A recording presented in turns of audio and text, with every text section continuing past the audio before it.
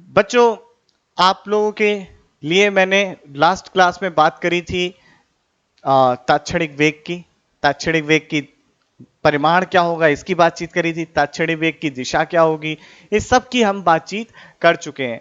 आज बात करेंगे कि त्वरण में अगर यदि कोई वस्तु एक समतल में गति कर रही है तो उसका त्वरण क्या होगा, यह जानना भी आवश्यक है, और किस तरीके से त्वरण की हम गणनाएं करेंगे। ये सारी की सारी बातचीत आज के लेक्चर में करेंगे। दोस्तों, मैं हूं सिद्धार्थ हरितश। मेरे प्यारे बच्चों, आप देख रहे हो व्युत्पत्ति चैनल, अपना पूरा हिंदी माध्यम का चैनल, जिसमें हिंदी माध्यम के मैं इसी तरीके के बहुत अच्छे अच्छे लेक्चर बना रहा हूं। देखो बच्चों, मैं आपको बताऊं, आप लोग कई जगह देखोगे, आप कई जगह पढ़ोगे, क्या करते हैं लोग। मैं चाहूं तो मैं भी वैसा कर सकता हूं, लेकिन मैं करता नहीं। असली ज्ञान जड़ से आता है बच्चों। अगर मैं केवल बताऊं ये इंपॉर्टेंट, ये नहीं पढ़ो, ये इंपॉर्टेंट, केवल हमें पेपर नहीं देना। मैं चाहता हूं आप लोग मेहनत करके वहां पहुंचो, आईआईटी में जाओ। मैं अपनी हिंदी के लिए कर रहा हूं ये, कि मेरी हिंदी जो मेरी मातृभाषा है उसको वो है स्थान प्राप्त मिले। अरे भाई, जिस ये भाई अगर आज के डेट में देखता है लोग हिंदी बोलने में शर्माते हैं। नहीं, हिंदी बोलने में क्या शर्म। अरे ये हिंदी हमारी मातृभाषा है, अगर हिंदी बोलने में तुम लोग शर्माओगे, हिंदी बोलने क्या ये बोलोगे कि हिंदी माध्यम से पढ़े हैं तो इसमें शर्माओगे दोस्तों, केवल ये सोच के कि हमारे पास ज्ञान कम है या कंटेंट कम था इसलिए नहीं, तो फिर ये उसी तरीके से होगा जिस तरीके से हम अपनी माता से छल करेंगे। तो ये नहीं करना। हिंदी माध्यम में भी सारा का सारा वही सामान लेके आऊंगा जो अंग्रेजी में, सिर्फ आपके लिए। बस आप लोगों को मेहनत करनी है, जुड़े रहना है, साथ में पढ़ते रहना है। ऐसा नहीं है कि मेरे चैनल में इंग्लिश मीडियम का नहीं है, मैं दिखाना चाहता हूं कि देखो जो इंग्लिश मीडियम के लिए मैं बताता हूं वो सारा मैंने हिंदी में पढ़ाया है। तो हम लोग मेहनत से सीखेंगे आज। तो चलो शुरू करते हैं बच्चों, कि देखते हैं औसत त्वरण क्या होगा। औसत त्वरण,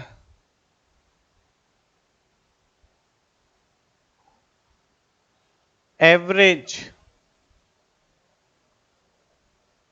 एक्सेलरेशन की बात कर रहा हूं मैं। मान लीजिए कोई गतिमान वस्तु है, किसी एक समतल पे गति करती है। माना कि पहले बिंदु P पर थी, किसी समय अंतराल बाद ये बिंदु Q पे हो गई। इस समय जब ये बिंदु P पर है, इस समय बेटा इसका जो सदिश, जो इसका वेग सदिश होगा इस दिशा में होगा, Vp। और इस बिंदु पर जब ये पहुंचा तो इसका वेग सदिश इस दिशा में होगा, Vq। तो इस तरीके से है। अब भाई, अगर आप लोगों ने त्वरण पढ़ा है तो त्वरण बराबर क्या होता है, अंतिम वेग माइनस प्रारंभिक वेग बटे डेल्टा टी, ये होता है त्वरण। तो आपका अंतिम वेग कहां है, यहां पर है, और माफ कीजिएगा ये आपका प्रारंभिक वेग का सदिश हो गया Vp, और आपका अंतिम वेग का सदिश ये है। तो इसको भी मैं बना देता कुछ इस तरीके से, ये रहा Vq। तो अंतिम वेग माइनस प्रारंभिक वेग जब भी करना हो तो जहां यहां से प्रारंभिक, माफ कीजिएगा अंतिम में से प्रारंभिक घटाना है ना, तो आपको फाइनल वेलोसिटी में से इनिशियल लगाना है, तो फाइनल की तरफ इसका मूव कर दो तो आ गया डेल्टा वी वेक्टर। अब बच्चों, क्या वीपी वेक्टर कुछ इस तरीके से नहीं लिखा जा सकता, ध्यान से देखो, वीपी वेक्टर लिखा जा सकता है VP X I cap plus VP Y J cap. V Q vector को इस तरीके से लिख सकते हैं, view Q X I cap V Q Y J cap, इस तरीके से लिख सकते हैं हम लोग। बहुत बढ़िया। तो बेटा एक्सेलरेशन वेक्टर क्या हो जाएगा, एक्सेलरेशन वेक्टर देखो फाइनल, यानी कि मैं त्वरण सदिश की बात करूं तो आपका अंतिम वेग जो है वो वी क्यू है, तो इसको लिखूंगा V Q X I cap plus V Q Y J cap, minus कर करेंगे VP X I cap plus VP Y J cap बटे डेल्टा टी।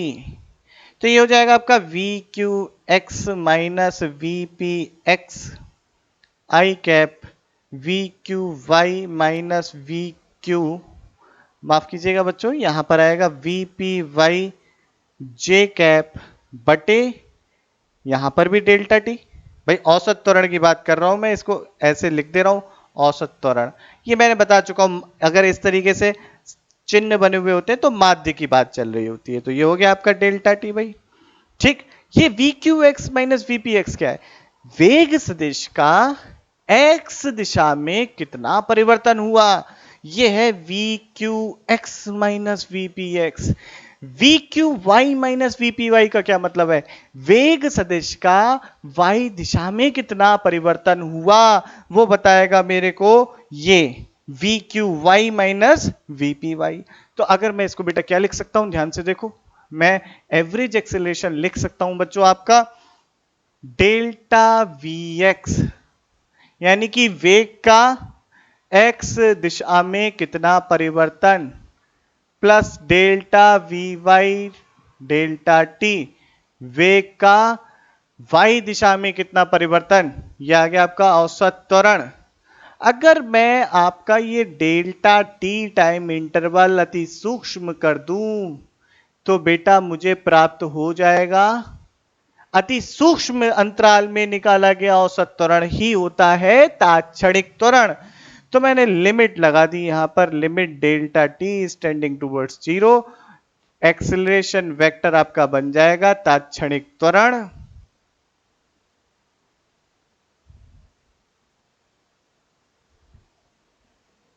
ये तात्क्षणिक त्वरण हो गया, और या जिसे बोलते हैं इंग्लिश में इंस्टेंटेनियस एक्सेलरेशन।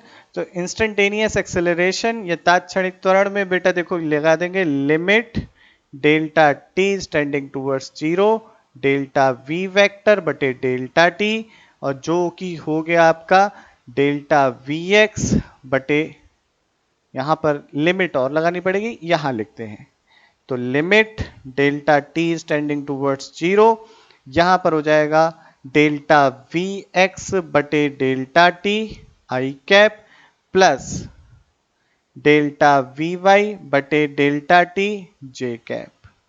ये लिमिट लगाओगे तो ये पाओगे DV X by D T I cap, और ये हो जाएगा डीवी वाई बटे डी टी जे कैप।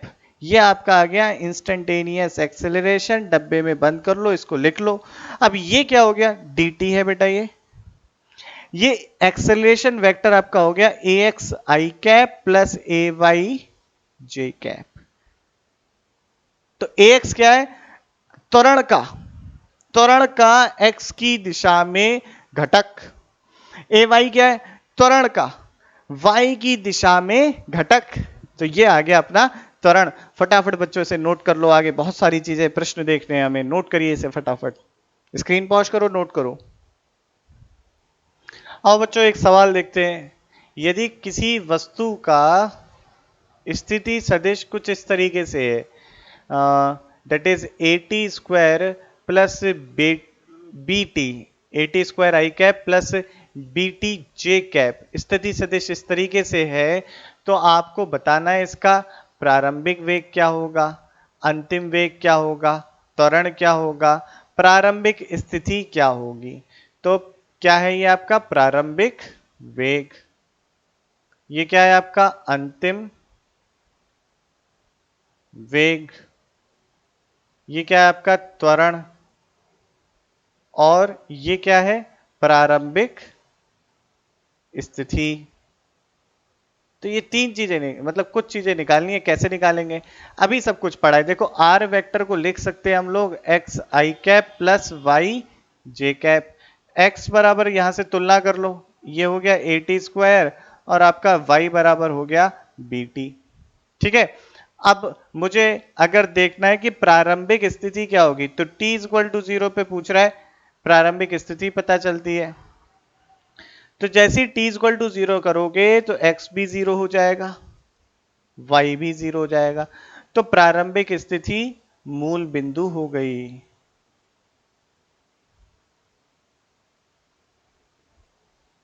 और देखो इसके बाद पूछा इसने प्रारंभिक वेग क्या होगा, तो पहले वेग निकालना पड़ेगा, तो वेग बराबर क्या होता है D R vector by D T, पढ़ चुके हैं हम लोग।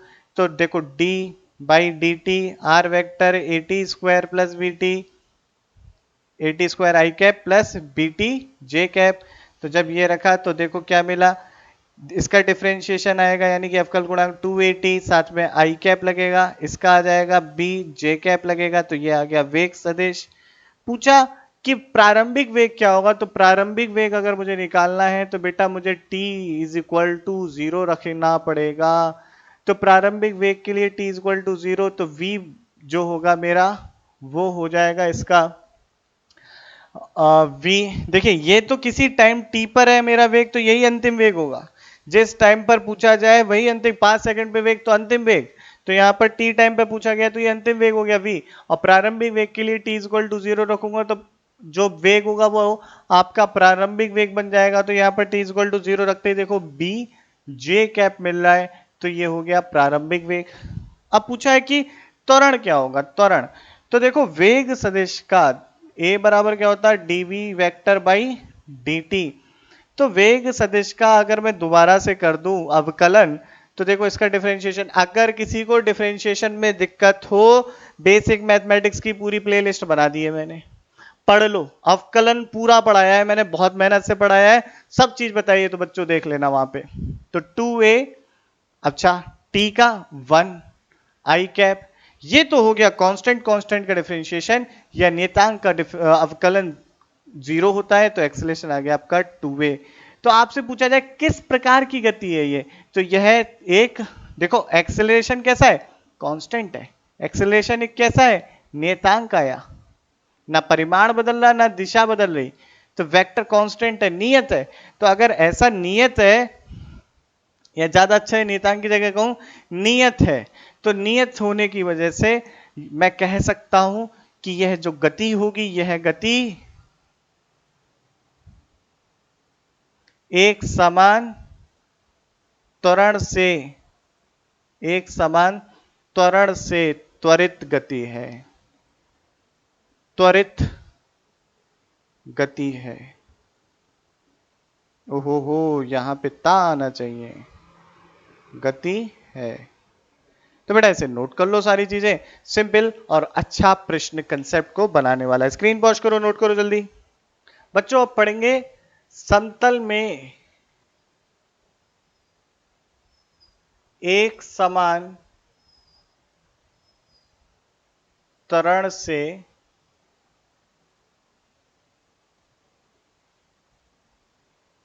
गति। तो बेटा देखो वेग आपका एक समतल में वेग सदिश क्या होता है, अंतिम वेग का V X I cap plus V Y J cap. प्रारंभिक वेग सदिश क्या हो जाएगा, U X I cap plus U Y J cap. आपका विस्थापन क्या हो जाएगा, विस्थापन सदिश S X I cap S Y J cap, जहां वी एक्स क्या है, वेग का, अंतिम वेग का कौन सा घटक, एक्स अक्ष पर घटक, वी वाई वाई अक्ष के समांतर घटक अंतिम वेग का, यू एक्स प्रारंभिक वेग का एक्स अक्ष के समांतर घटक, यू वाई वाई अक्ष के समांतर घटक। इसी तरीके से विस्थापन, मैंने कहा विस्थापन, मैं स्थिति नहीं बोल रहा, इसे विस्थापन है। तो इसी तरीके से मान लो त्वरण है, त्वरण बराबर आपका हो गया A X I cap A Y J cap. तो ये सारी चीजें नोट करनी है बच्चों, आपको वी एक्स ए एक्स सब लिखना है, ठीक है। इसके आगे देखो गति की समीकरण क्या थी, vector v is equal to U vector plus vector A T. अगर इसमें रख दोगे तो क्या देखने को मिलेगा, V X I cap plus V Y J cap, U X I cap plus U Y J cap. यहां पर क्या देखने को मिलेगा, A X I cap plus A Y J cap into T. चलो आई आई भाई भाई कर दो, यानी कि आई के जो गुणांक हैं इनको आई कैप के इनको बराबर रख दो, तो U X A X plus T. इसी तरीके से वी वाई बराबर क्या हो जाएगा, U Y plus A Y into T.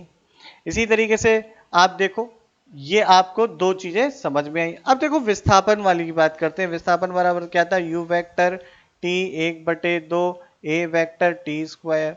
यहां पर U vector U X I cap plus U Y J cap था, और प्लस 1/2 ए वेक्टर हो गया A X I cap plus A Y J cap, और यहां पर आ गया टी स्क्वायर।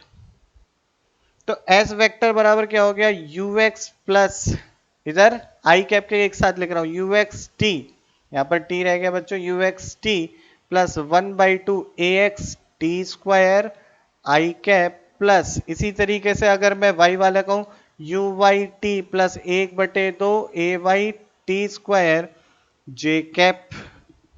अगर मैं s को रखूं तो एस एक्स एस वाई रखूंगा तो बेटा मुझे यहां क्या मिलता है, यहां बच्चे मुझे मिलता है S X is equal to U X T plus 1/2 A X T square.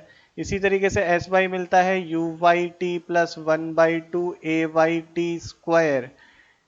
भाई बहुत कुछ समझ में आ रही है बातें।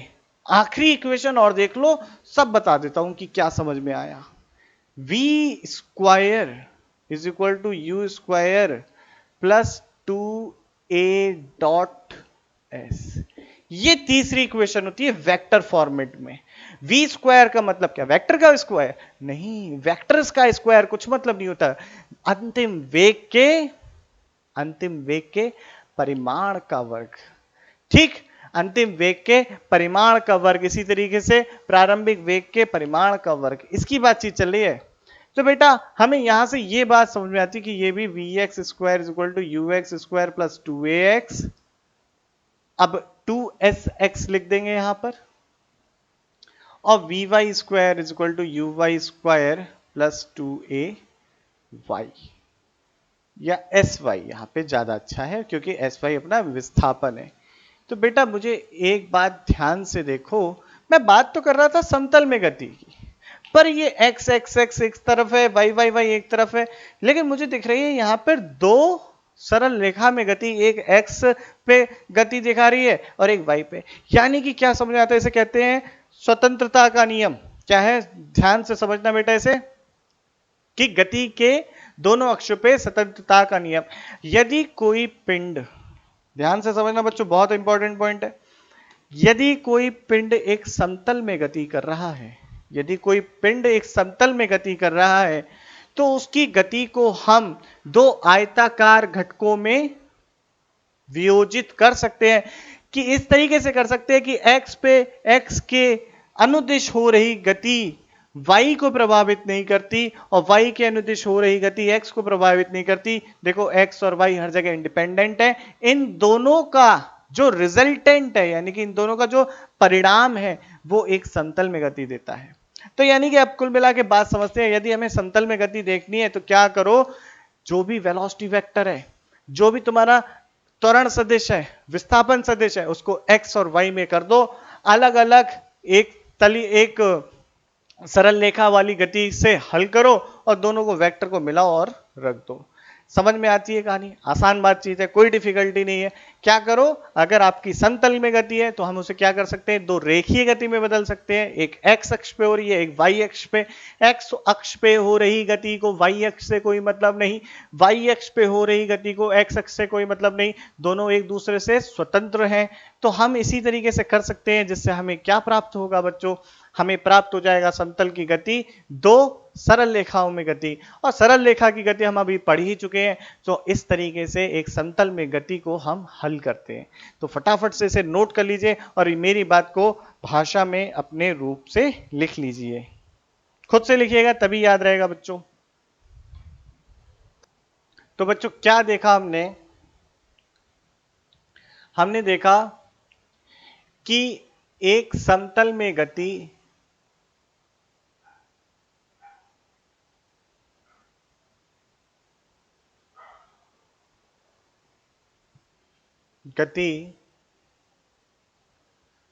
दो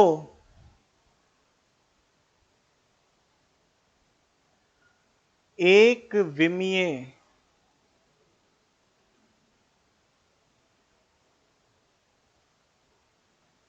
गतियों का संयोग है। कौन सी है ये, पहली एक विमीय गति जो x अक्ष के अनुदिश हो रही है,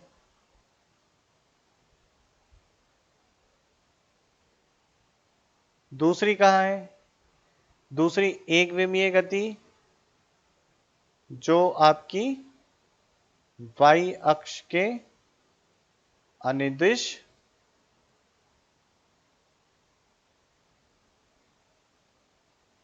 हो रही है।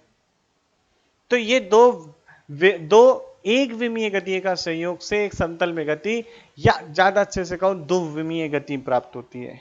ठीक है, तो इस पॉइंट को नोट कर लीजिए। एक क्वेश्चन देख लेते हैं हम लोग, और क्वेश्चन से हमें आसानी से हो जाएगा। तो क्वेश्चन देखते हैं बच्चों, इसे नोट करिए।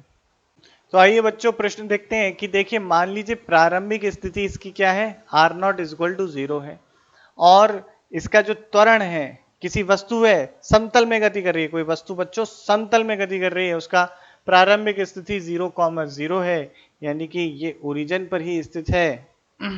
इसके बाद आपका जो त्वरण है वो माइनस का tan j है। अगर मैं तुलना करूं तो ax बराबर 0 और ay बराबर माइनस का 10 हो जाता है। आपका प्रारंभिक वेग सदिश जो है उसका अगर देखूं तो x घटक 3 है और आपका y घटक 4 है। अब ध्यान से सुनो, ये पूछ रहा है t is equal to 0.5 second पर वेग सदिश क्या होगा। ठीक, इसका परिमाण कितना होगा, क्षैतिज से कितना कोण बना रहा होगा, ये देखना है। ठीक है बच्चों, और क्या स्थिति होगी वो देखनी है। स्थिति क्या हो गई है ये देखना है, ये दो चीजें देखना है। तो सबसे पहले देखो हम लिखेंगे Vx is equal to U X plus A X T.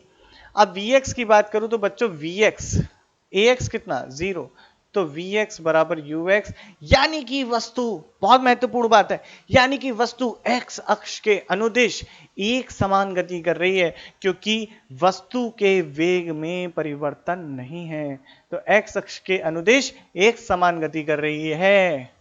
अब बात करते हैं, तो Vx बराबर आपका कितना आ गया बेटा, देखो Ux कितना है 3, तो 3 हो गया।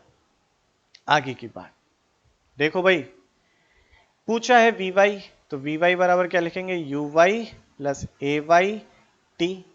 Uy कितना, Uy 4 है, Ay माइनस का 10 है। टाइम कितना हुआ है बच्चों हमारा, टाइम कितना है 0.5, तो गुणा 0.5 कर दिया, तो ये हो गया 4 माइनस का 5 बराबर -1। मतलब क्या है इस बात का, मतलब यह है कि वस्तु की जो वेग की दिशा है वो परिवर्तित हो चुकी है, वस्तु का वेग सदिश आ चुका है। ध्यान से देखो कितना आया, 3i cap minus 1j cap, ये आ गया वेग सदिश। आसान है ना। अब देखो स्थिति क्या होगी ये देखना चाहते हैं, तो भाई कितने समय बाद देखनी है, 5 सेकंड बाद। तो देख लो x कितना आया, तो यहां पे लिख दे रहा हूं मैं x बराबर, या यहां लिख लेते हैं x बराबर क्या लिखोगे, ux t plus 1/2 ax t square. अगर ux की बात करो तो ux है 3 और t आपका 0.5, ax तो 0 है, तो ये हो गया 1.5 मीटर। x की वैल्यू ये आ गई। y की बात करते हैं, y, तो y कितना होगा, again uyt plus 1/2 ayt square. uyt कितना है, uy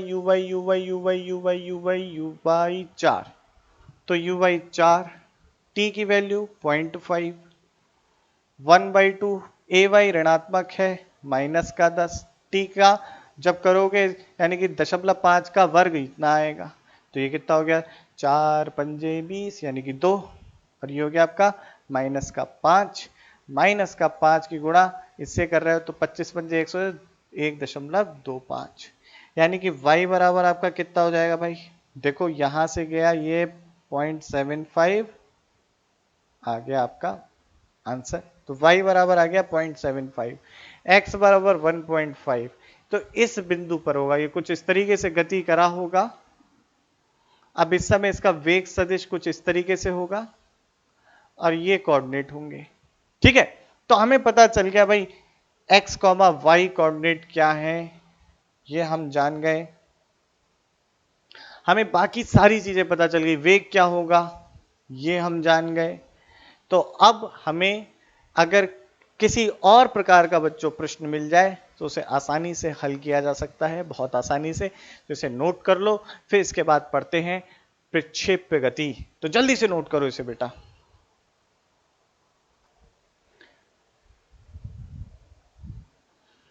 तो मेरे प्यारे बच्चों यहां तक की सारी बातें सही है। देखिए अगले लेक्चर में हम लोग जानेंगे क्या होता है प्रक्षेप्य गति, जिसे इंग्लिश में बोलते हैं प्रोजेक्टाइल मोशन। काफी इंपॉर्टेंट सेक्शन है आप लोगों के जेई एग्जाम के लिए भी, नीट के लिए भी, साथ ही साथ स्कूल एग्जाम के लिए भी, तो बहुत इंपॉर्टेंट सेक्शन है। जरूर देखिएगा नेक्स्ट लेक्चर। अभी मैं चलता हूँ, मेहनत से पढ़ो यार। जय हिंद।